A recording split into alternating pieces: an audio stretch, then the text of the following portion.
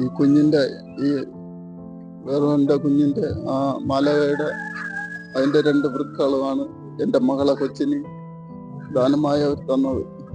അവർ തന്നെങ്കിൽ ഞങ്ങളിന്ന് മെഡിക്കൽ കോളേജിലാണ് ആയിരുന്നത്.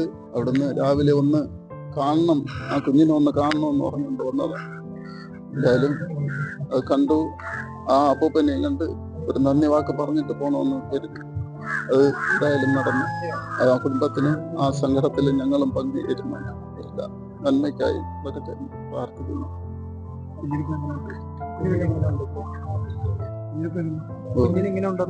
കുഞ്ഞ് സുഖമായിട്ട് കിടക്കുന്നുണ്ട്.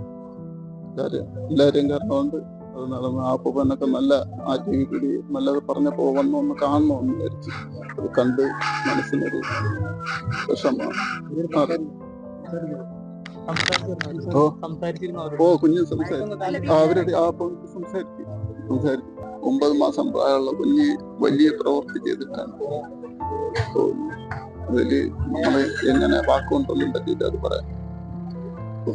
ശ്രേയയുടെ ആരോഗ്യം നിലയൊക്കെ കൊള്ളാം, കുഴപ്പമില്ല. ഡോക്ടർ നല്ല അഭിപ്രായം പറഞ്ഞു.